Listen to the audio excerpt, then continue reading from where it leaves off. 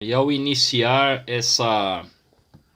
o encontro de hoje, vou dar um aviso que eu acho que é uma coisa boa. Eu tinha um planejamento e depois de semana passada pensei bastante a respeito de algumas coisas. Então, em alguns assuntos que, por exemplo, na catequese eu não tenho todo o tempo do mundo para falar com vocês, apesar de a gente fazer um encontro mais curto. Não existe essa pressa de que a gente vai começar hoje e vai terminar no ano que vem. A gente pode perdurar esses encontros. Então, alguns assuntos eu irei esticar para poder detalhar melhor algumas coisas. Por exemplo, nós vamos falar de Deus, né? Primeiro Deus Pai, vamos explicar as características de Deus Pai e vamos explicar aquilo que é a criação. E aí nós vamos falar dos anjos. Então é legal dar uma explicação sobre os coros dos anjos, a hierarquia, e depois falar dos demônios e falar como o demônio age, né? Que isso é importante.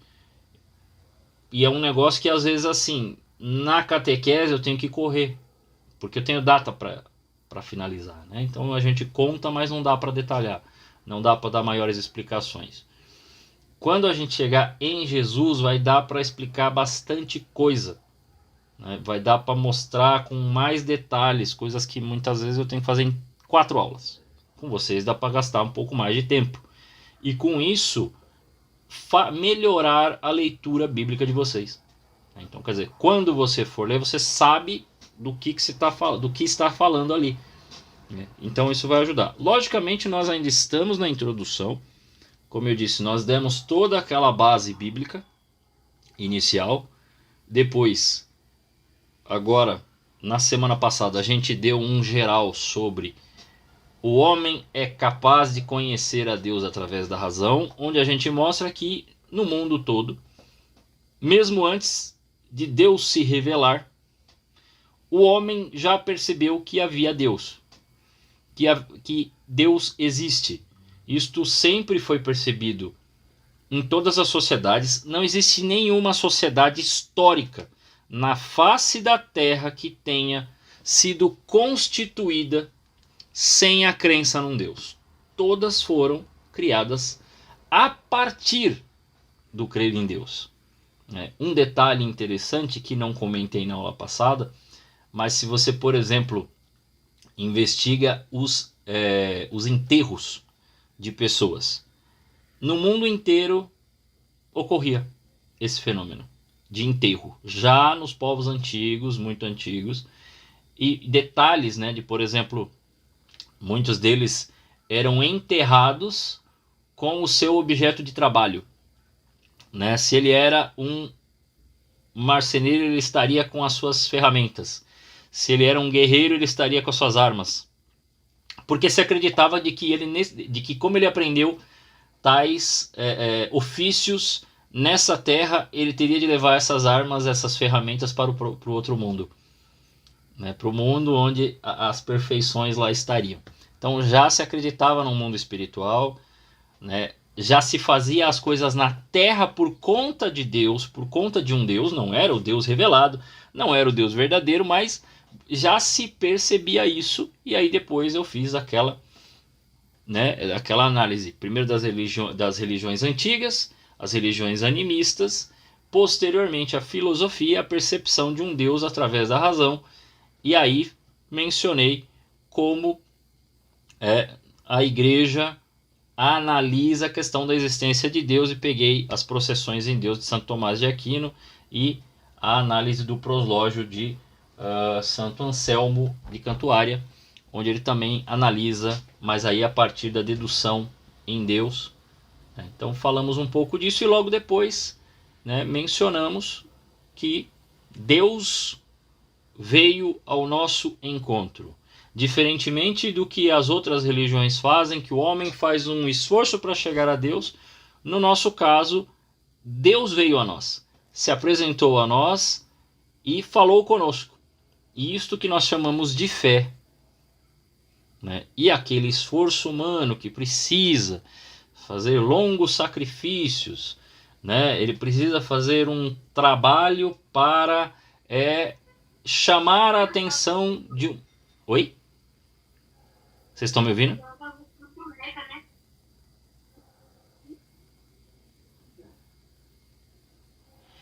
Ele precisa fazer um grande esforço para falar com Deus, no caso das outras religiões. Agora, no caso da igreja, no caso da nossa fé cristã, Deus veio ao nosso encontro. Isso nós chamamos fé, e das outras religiões chamamos crença. Então é isto. Dito isto, falei que agora tem que ter a contraparte. Deus nos encontrou, agora nós precisamos respondê-lo. E aí nós temos alguns modelos, e o próprio catecismo da igreja vai nos apresentar, né, que existe uma resposta do homem. Esta resposta do homem é o que a gente chama de fé. O homem precisa responder e obedecer um chamado de alguém que falou com ele, falou a ele, chamou. E aí nós temos dois modelos. Um que é um grande modelo da Sagrada Escritura, e o outro que nós poderíamos dizer que é aonde, da maneira mais perfeita e obediente, acolhe a palavra de Deus, aceita a palavra de Deus de tal maneira que isto se torna palavra presente na terra. É mais ou menos isso. Então, o que nós vamos fazer? Eu vou pedir para vocês abrirem a Bíblia de vocês em Hebreus capítulo 11. Né? Carta de São Paulo aos Hebreus, capítulo 11. Nós vamos ver o primeiro modelo, o grande modelo, assim ele chamado de pai da fé. Então, em Hebreus, capítulo 11, a coisa já se apresenta a nós desta maneira. Vamos lá. Vocês vão encontrar lá a carta de São Paulo aos Hebreus, capítulo 11. E nós temos lá, no capítulo 11, para quem tem a Bíblia, a Ave Maria, está lá o título, Exemplo dos Heróis do Antigo Testamento. Então ele vai pegar vários deles e vai explicar sobre a fé. Então ele vai dar um início e aí ele vai falar de alguns personagens, né? Ele vai falar de vários. Eu vou ler, mas nós vamos nos ater ao que é considerado o primeiro, assim, aquele grande que vai agir mediante um chamado. E a gente vai tratar um pouco dele, depois nós vamos falar do outro modelo. Ele começa no capítulo 11 dizendo assim: a fé é o fundamento da esperança. É uma certeza a respeito do que não se vê. Foi ela que fez a glória dos nossos antepassados. Pela fé, reconhecemos que o mundo foi formado pela palavra de Deus e que as coisas visíveis se originaram do invisível. Pela fé, Abel ofereceu a Deus um sacrifício bem superior ao de Caim e mereceu ser chamado justo, porque Deus aceitou suas ofertas. Graças a ela é que, apesar de sua morte, ele ainda fala. Pela fé, Enoque foi arrebatado sem ter conhecido a morte, e não foi achado, porquanto Deus o arrebatou. Mas a Escritura diz que antes de ser arrebatado ele tinha agradado a Deus. Ora, sem a fé é impossível agradar a Deus, pois para se achegar a ele é necessário que se creia primeiro que ele existe e que recompensa os que o procuram. Então você vê que aqui ele está mencionando, já dando os testemunhos dos personagens do Antigo Testamento. Ele está seguindo com essa história e já nos explicando o que é a fé. Então você crê, você tem esta fé como fundamento da esperança. Você não o vê, mas você crê na sua ação, você crê no poder, você crê em quem Deus é, você crê naquilo que ele faz e que ele fez e que ele fará. Você crê na presença dele, ainda que você não o veja, mas É esta fé. E é aí onde reside a fé. Hein? Algumas pessoas às vezes esperam grandes sinais, né? Não, mas se acontecer tal sinal eu vou crer. Não, não, não. Você crê primeiro, o sinal acontece depois. Né? Porque é aí que está a tua fé. Quando você não vê. E não quando, não, agora eu vi um anjo, agora apareceu não sei o que, agora eu ouvi uma voz. Aí, não, isso aí não é fé. Porque agora você está tendo né, tá tendo um toque divino, então, né, então você crê mesmo que você diga para mim assim, não, nunca tive nada dessas situações mais místicas onde Deus falou, então não, mas eu creio. Sim que eu creio. E aí, continua, no versículo 7. Pela fé, na palavra de Deus, Noé foi avisado a respeito de acontecimentos imprevisíveis. Cheio de santo temor, construiu a arca para salvar sua família. Pela fé ele condenou o mundo e se tornou o herdeiro da justificação mediante a fé. E aí vamos para o grande personagem de hoje. Né? O primeiro grande personagem. São dois. Foi pela fé que Abraão, obedecendo ao apelo divino, partiu para uma terra que devia receber em herança e partiu não sabendo para onde ia. Isso é fé. Verdadeiramente. E por que Abraão, o mais incrível, né? Abraão é pai das 3 grandes religiões, pai da fé das 3 grandes religiões. Da Igreja Católica, do catolicismo. Ele é o pai do cristianismo como um todo, porque os protestantes como um todo também acreditam em Abraão, né? E os judeus e os muçulmanos também têm Abraão como pai na fé. Então ele é o primeiro. Inclusive, estas guerras intermináveis entre Israel, né, ou nós podemos dizer entre os judeus e os islâmicos, começou aí com Abraão. Tudo isso começou aí. A confusão está todinha ali, ela começa ali. Ok? E aí diz aqui: foi pela fé que ele habitou na terra prometida, como em terra estrangeira, habitando aí em tendas com Isaque e Jacó, co-herdeiros da mesma promessa. Porque tinha esperança fixa na cidade assentada sobre os fundamentos eternos, cujo arquiteto e construtor é Deus. Foi pela fé que a própria Sara cobrou o vigor de conceber, apesar da sua idade avançada, porque acreditou na fidelidade daquele que lhe havia prometido. Assim, de um só homem, quase morto, nasceu uma posteridade tão numerosa como as estrelas do céu, inumerável como os grãos de areia da praia do mar.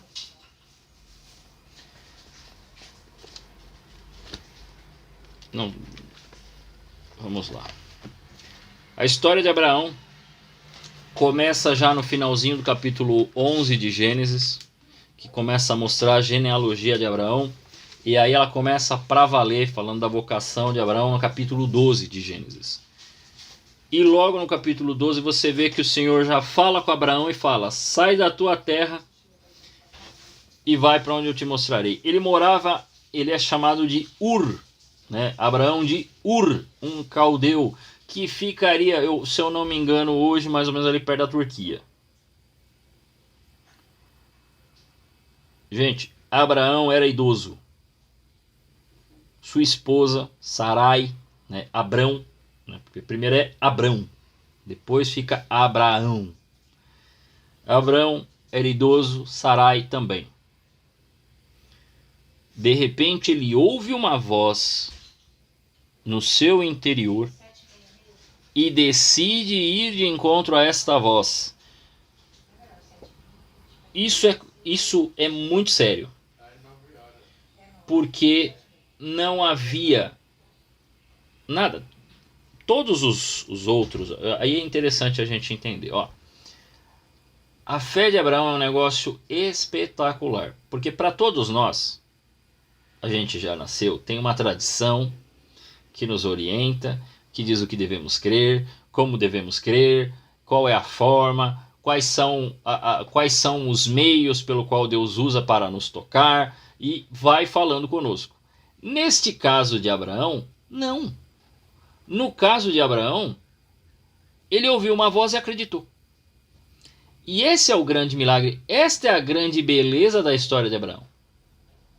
Ele não fez catequese, né? Ele não recebeu uma instrução de um sacerdote, né? Ele não recebeu uma instrução de ninguém. Ele ouviu e acatou aquilo, acatou aquela palavra, acatou aquela promessa, ouviu aquela voz e foi de encontro àquilo que ouviu que era promessa. E a mulher dele também acreditou. Ela vacilou depois com a Agar? Vacilou. Mas ela acreditou, ela permaneceu ali com ele. Ela não o tratou como louco, ao contrário, ela deu as mãos e foi. E aí vem um detalhe, gente. Uma pessoa na idade de Abraão não quer mais sair de casa. Hoje em dia, a gente tem uma idade específica para a aposentadoria e as pessoas que se aposentam já querem ficar mais tranquilas. Se for viajar é só com grande segurança, sem ter trabalho, sem ter correria, né, para poder realmente descansar. Agora você imagina sair em missão, porque Deus está falando para você que tem uma promessa que Ele quer fazer na sua vida e você já está bem velhinho. Aí você fala, mas agora? Abraão não reclamou de sua vida. Abraão não reclamou daquilo que havia uma impossibilidade, ele queria ter tido filhos e não teve. Sarai queria ter tido filhos e não teve até aquele momento. E permaneceram firmes.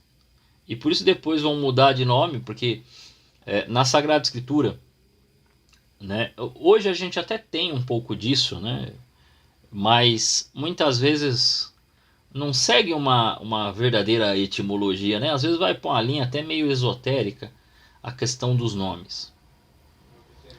Mas os nossos nomes possuem significados. E na Sagrada Escritura, uma mudança de nome significa uma mudança de missão. Significa um aceitar verdadeiramente o chamado de Deus. Quando você vê, por exemplo, que Simão vai se tornar Pedro. Simão significa quebradiço. Pedro significa rocha.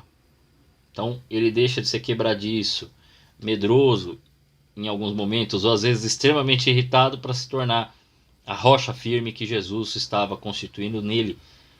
Então essas coisas, estas mudanças de nome, né, vão colocar aí, por exemplo, para Abrão, que vira Abraão, e Sarai, que vira Sara, a mudança de vida deles é a aceitação de sua missão. E aí sim vem o filho.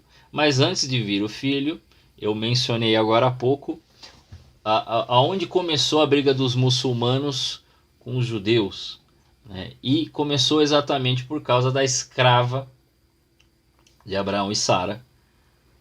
E Sara fala para Abraão, olha, eu não posso ter filho, tenha um filho com a escrava.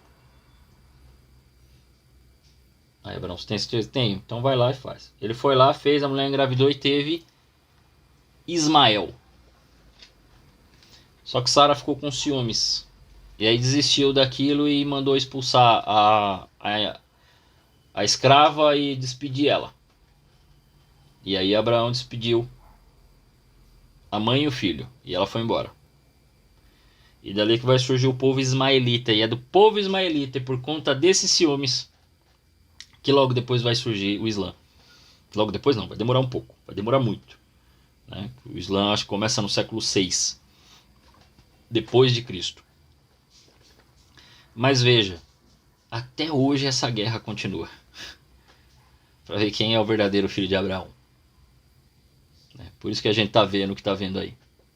Então veja que coisa incrível, né? Um ciúmes entre duas mulheres criou essa confusão. Se vocês quiserem ver a história, depois vocês vêm lá no capítulo 16 de Gênesis, vocês vão ver essa história da escrava e tudo mais. Tá bom? De qualquer forma, Abraão depois vai ter um filho com Sara. Este vai ser Israel, e por isso o nome Israel. E logo depois também nós vamos ter os filhos dele. Vamos ter depois a história de José, e aí vai contar as 12 tribos de Israel. Então é daí que, desta promessa para Abraão, que vai começar toda essa história do povo de Deus. Né? A confirmação daquela promessa de que ele teria uma geração gigantesca, né? Um grande povo que seguiria a Deus e que cumpriria a promessa que Deus fez para Abraão. E Abraão é considerado o pai na fé exatamente porque do nada ele ouve e ele responde um chamado, mesmo numa idade avançada. Ele crê e vai seguindo a sua missão e cumprindo aquilo que Deus mandou ele fazer. Este é o primeiro. Mas temos uma segunda pessoa. E para vermos a história da segunda pessoa, precisamos novamente pegar a nossa Bíblia em Evangelho de São Lucas, capítulo 1.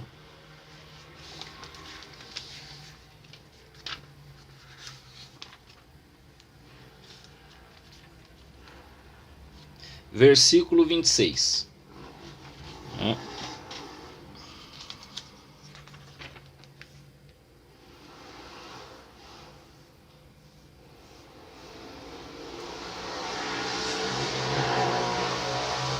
Pois é. Com moto e tudo, vamos lá. Lucas 1, 26. Para quem acompanhou a aula de semana passada, hoje tá bem mais tranquilo, hein? Semana passada, o pessoal depois mandou um recado. Ai, Leandro. Hoje tá mais tranquilo. Né? É porque hoje a gente está retornando, né, ao tema bíblico, né? Aí eu também estou induzindo vocês a lerem essas passagens, ver com mais atenção, porque isso vai enriquecer. Então, quer dizer, eu sempre vou e volto nessas passagens bíblicas.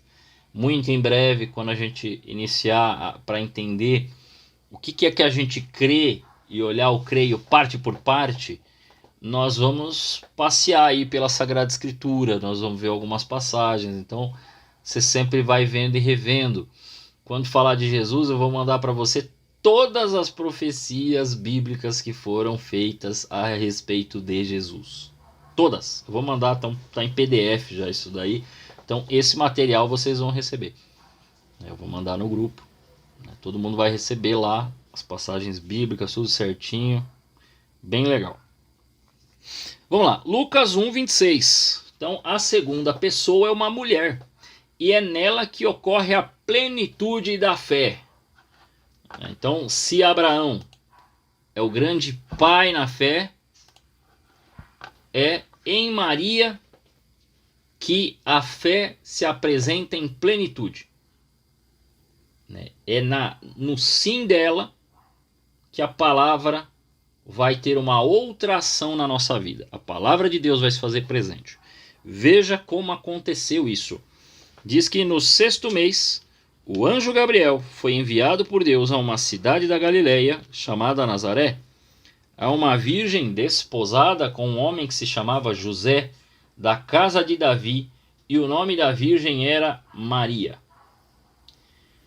Entrando o anjo disse-lhe: Ave cheia de graça, o Senhor é contigo.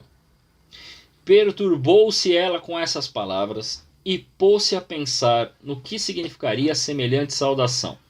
Vamos parar um pouco aqui para entender o tamanho disso aqui. Porque a gente já está acostumado a rezar Ave Maria. E a gente acaba tornando uma coisa gigantesca, vai ficando natural, comum para nós, e aí a gente não entende a extensão desse negócio.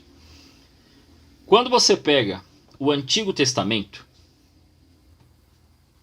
pega lá o Antigo Testamento inteiro, e aí você vai ver, por exemplo, a história do próprio Abraão, né? Porque Abraão vai ver anjo, vai aparecer para Tobias, Tobit, na verdade.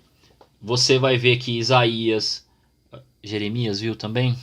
E Elias viu o céu aberto. Todos esses caras viram anjos. Tem outras passagens também. Isto é dito e certo. Primeiro, todas as vezes que Deus se manifesta através de seus mensageiros, né? Anjo quer dizer mensageiro, tá? Mensageiro de Deus. Todas as vezes que a mensagem de Deus se apresenta fisicamente para um homem, ele tem uma certeza: ele vai morrer.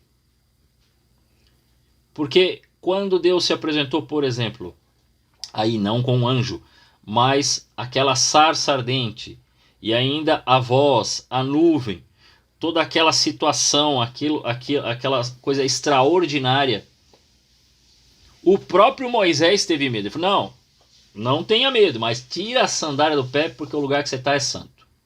Estar na presença de um anjo, estar na presença de Deus, e a grande manifestação ou a epifania, né? Então, para quem não sabia que festa da Epifania quer dizer manifestação de Deus, então a grande manifestação, Deus presente, Deus conosco, ele aparecendo, né, de um modo sobrenatural, né, superando os limites naturais, apresentando com seus anjos, o homem tem certeza: eu vou morrer.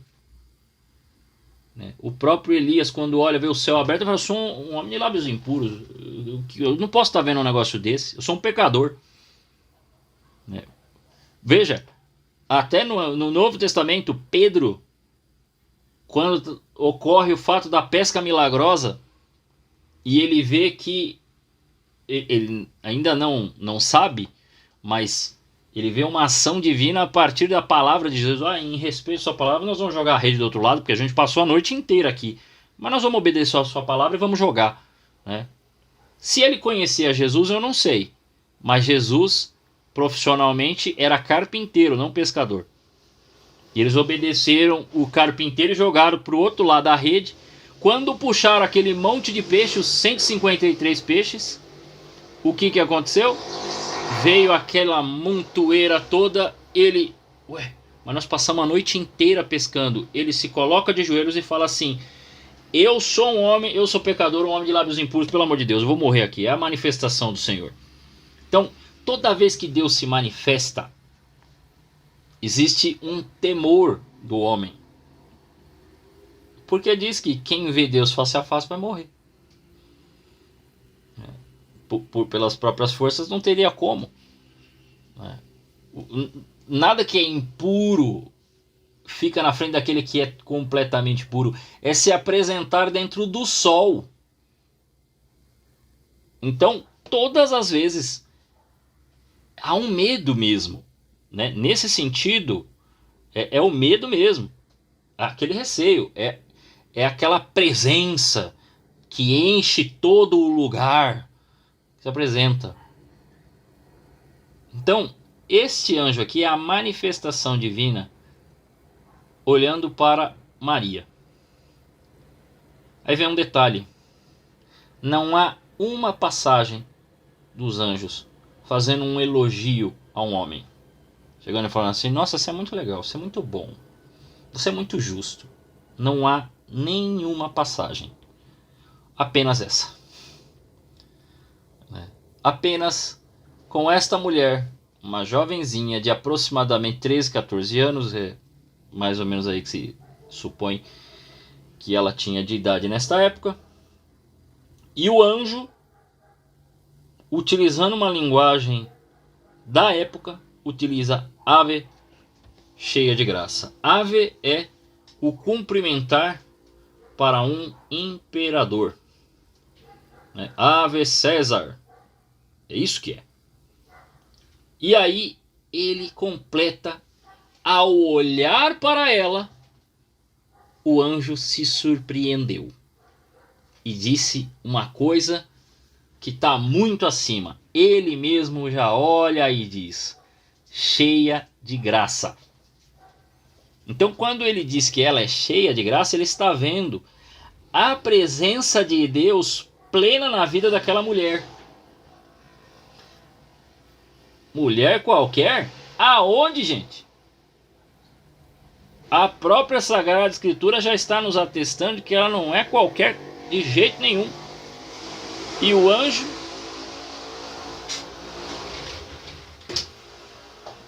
as motos estão empolgadas hoje. E o anjo vem e se surpreende. Era para ele ser a manifestação de Deus. E ele viu Deus manifestado na mulher. E ele mesmo diz: ave, cheia de graça. Tanto que ela, sem entender aquilo, ela perturbou-se com aquelas palavras e pôs-se a pensar: por que ele me chama assim? E aí o anjo continua: não temas, Maria, pois encontraste graça diante de Deus. E aí ele já começa a falar a missão. Eis que conceberás e darás à luz um filho e porás o nome de Jesus. Ele será grande e será chamado Filho do Altíssimo. E o Senhor Deus lhe dará o trono de seu pai Davi, e reinará eternamente na casa de Jacó, e seu reino não terá fim. Quer dizer, ele vai lá e faz um... Vai lá no Antigo Testamento, traz toda a história e traz novamente uma promessa para ela, do povo de Deus. E ela pergunta: como é que vai se fazer isso? Eu não conheço o homem. O que se imagina, a gente chama hoje isso de noivado. Mas é muito provável que ela estava casada. O casamento tinha duas fases. A primeira, que havia vamos dizer assim, o contrato de casamento formal. E então, com afirmar o contrato, o noivo tem que ir fazer a casa, preparar as coisas, preparar tudo, para depois vir para o religioso, para aí sim fazer a festa, e então ele levar ela para casa. Entenderam? E aí essa festa durava uns 7 dias, como a gente explicou quando estávamos falando da Sagrada Escritura, que a festa é longa, e por isso que ocorreu lá, provavelmente era uma família pobre, que eles vão lá e falam, né? Alguém fala para Maria: acabou o vinho, né? Então lá em João capítulo 2. Então ela ainda não estava, efetivamente, não se tinha completado o processo de casamento. Hoje a gente chamaria isso de noivado, né? Os dois, houve a troca, vamos casar, que maravilhoso, tal, sim. Você tem esse processo. E ela ainda não tinha tido a consumação. Se ainda não consumou, é nesse sentido que ela quer dizer que não conhece homem. Por isso, virgem. Então como é que vai acontecer se eu não estou casado ainda não tive relação? E aí ele vai dizer assim: o Espírito Santo descerá sobre ti, e a força do Altíssimo te envolverá com sua sombra. Por isso o ente santo que nascer de ti será chamado Filho de Deus. Também Isabel, tua parenta, até ela concebeu um filho na sua velhice, e já está no 6º mês, aquela que é tida por estéril. Olha a prefiguração, né? João Batista sendo aquela prefiguração de Israel, né? Você vê o profeta que vai anunciar Jesus, que é o início do povo de Deus, e o Abraão, que vai ter Israel, que vai preparar o povo de Deus. Você vê sempre essas ligações aí. Porque para Deus nenhuma coisa é impossível. E aqui, vocês vão ver nas próximas semanas, a gente vai começar o drama bíblico. Mas aqui, só para se entender, o homem tinha cometido pecado. Pecado original. Com o pecado original, a salvação se fechou para a humanidade. Ninguém mais poderia ser salvo. Ninguém mais se salvaria. O céu estava fechado para nós. A morte veio como um plano B. Deus não tinha pensado a morte. Quando a gente for falar de Adão e Eva, a gente vai explicar isso com mais detalhes. E aí, a tradição da igreja diz que o céu ficou em expectativa, aguardando a resposta. Por quê? Porque lá atrás, uma outra mulher, que também era virgem, que também era noiva, que também era imaculada e que também recebeu a visita de um anjo, deu sim para o projeto daquele anjo, só que aquele anjo era a serpente. E agora nós temos uma mulher no mesmo status daquela primeira mulher, e agora ela está no mesmo status da primeira mulher, também sendo virgem, imaculada, noiva, e recebendo a visita de um anjo e estando diante ali para dar uma resposta. Ela poderia livremente dizer não quero. E ela responde assim: eis aqui a serva do Senhor, faça-se em mim segundo a tua palavra. Ou seja, pela fé, Maria aceitou toda esta missão. E não tem fé maior do que isso, porque este não é um milagrinho, gente. Este é o maior milagre que a terra já viu na face da terra. Não tem cura de paralítico, de cego, de coxo. Não tem. Este é o maior milagre da Sagrada Escritura. Este é o maior milagre da história. Porque isto aqui, além de mudar a história humana para sempre, vai trazer Deus para nós fisicamente, presencialmente. Nós vamos ter Deus conosco. Ele vai se fazer carne e vai habitar entre nós. Então não tem milagre maior do que esse. Por isso, a fé dela, para além de Abraão, leva à perfeição o que é dizer sim a Deus. O que é se submeter completamente à palavra. E por isso que ela vai dizer, a serva do Senhor. E permite que a palavra se faça nela. E a palavra vai se fazer. E vai nascer ali Jesus. Desconheço qualquer criança que tenha nascido apenas de óvulo. Toda criança, para nascer, para ser gerada no ventre, né? E ali no ventre já é vida, sim. Porque o que vai nascer é pessoa, né? Ou homem ou mulher. Não vai nascer árvore, não vai nascer bicho, vai nascer ou um homem ou uma mulher.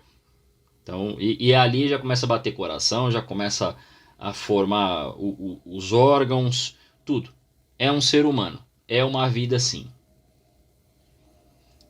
Não existe na história da face da terra, a não ser em Maria, que foi gerado apenas de óvulo. Não teve o espermatozoide. Isto é realmente o maior milagre de todos. E não nasceu apenas um homem, nasceu o homem, né, que virá para salvar toda a humanidade. E que é Deus. Não é só homem, mas também é Deus. Nosso Senhor Jesus Cristo. Então é aí onde a palavra se faz carne e habita entre nós. Então fica aí vocês darem uma lidinha. Também em Lucas capítulo 1. Um pouquinho ali de Gênesis, poder acompanhar e entender, né, a necessidade de crer em Deus como um todo. Deus que é Pai, Criador de todas as coisas. Deus Filho, o Salvador, aquele que fez, né, que veio até nós e que nos salvou. O Espírito Santo, que também age em nós, e é só através do Espírito Santo que nós podemos dizer que Jesus é o Senhor. Mas que tanto o Pai, quanto o Filho, quanto o Espírito Santo é um só Deus. E só a fé nos permite isso, né? O que é esta fé nós vamos explicar melhor nas próximas semanas e vamos dar andamento no que é que nós cremos efetivamente, né?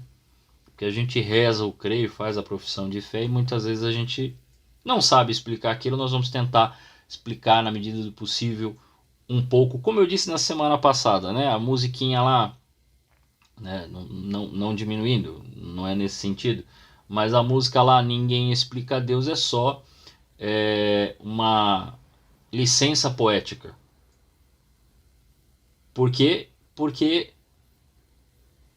primeiro, não dá para saber tudo sobre Deus, porque Deus não cabe na nossa cabeça, ele é maior do que isso. Mas também não quer dizer que a gente não pode conhecer nada, até porque ele se apresenta a nós e fala conosco.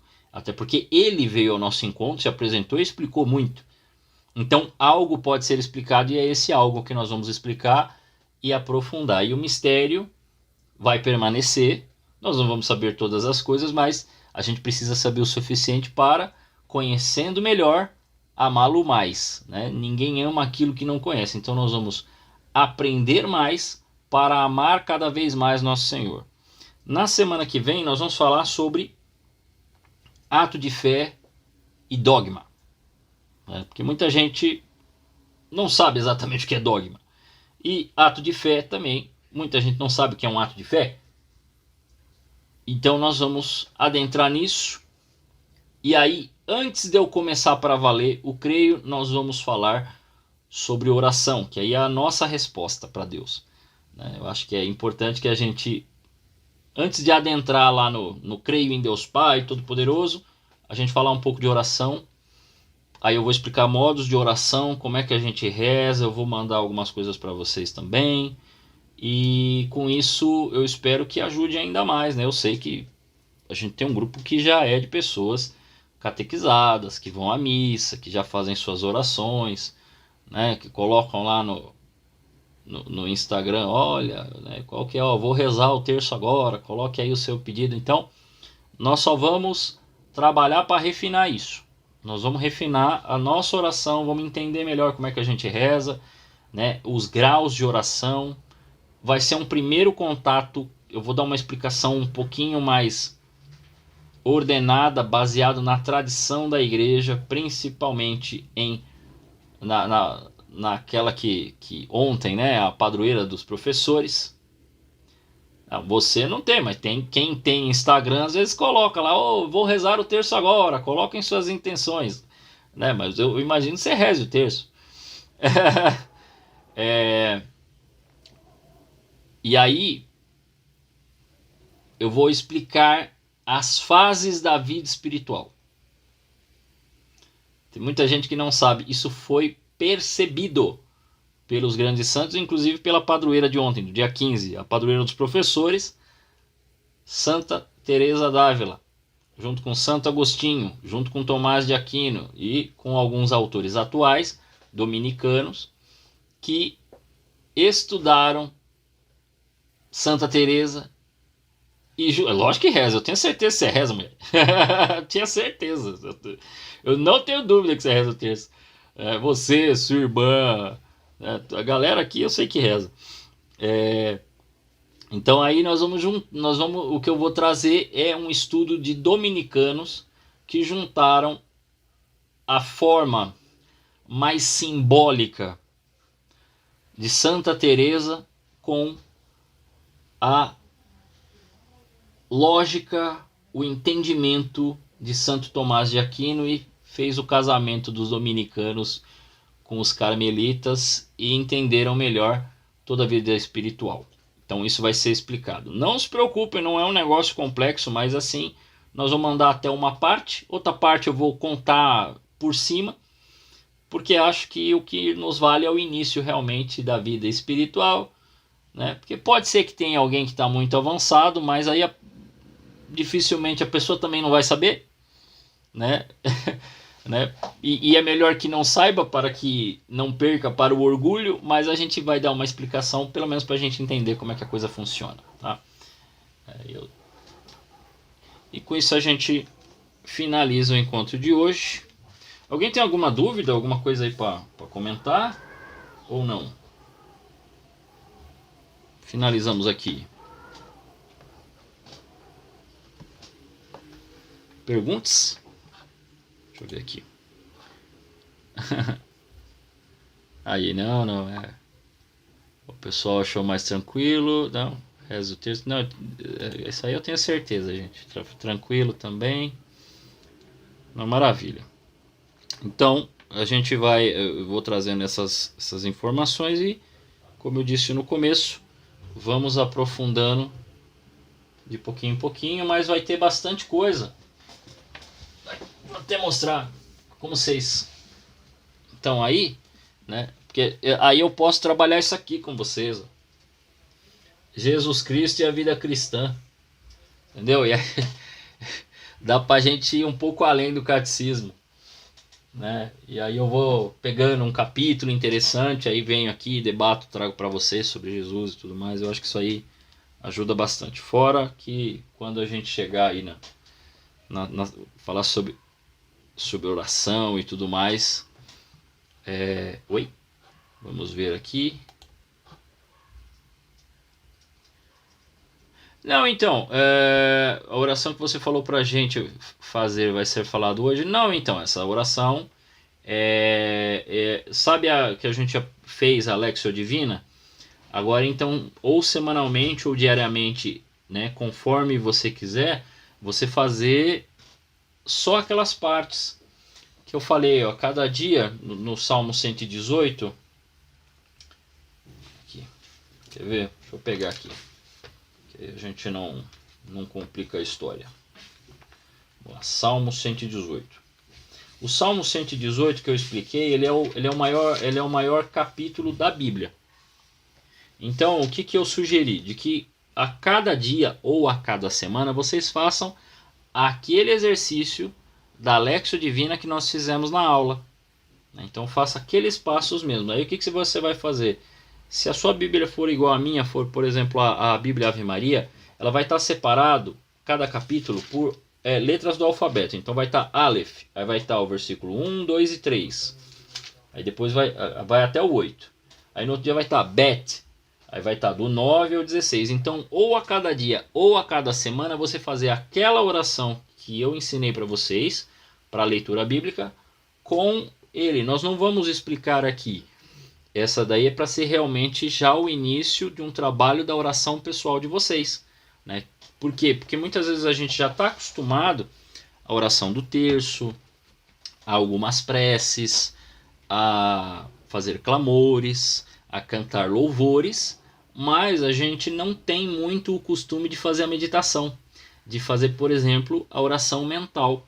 Isso é uma coisa que eu vou retomar quando a gente for falar de oração, mas como eu já ensinei lá a oração, né, a Lexio Divina, ou leitura orante, fica a critério, vocês podem usar qualquer um dos dois termos, vocês fazerem pelo menos ou semanalmente ou diariamente para facilitar e vocês irem cada vez mais aprofundando na oração, né? Tanto a meditação quanto a oração mental precisam ser feitas, né?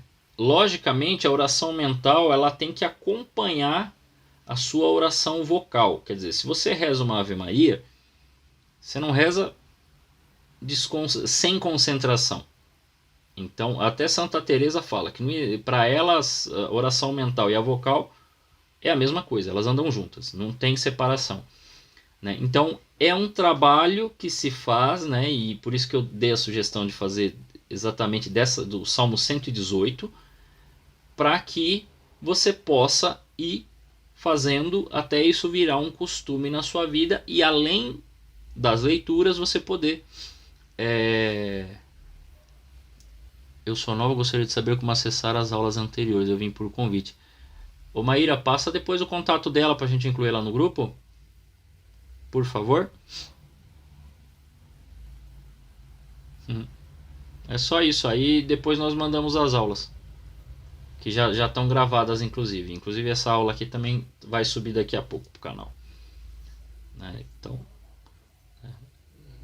maravilha. Aí passa também o link do canal para ela conhecer, tá? Se inscrever lá, que aí o canal tem um monte de vídeo lá e também dá para assistir.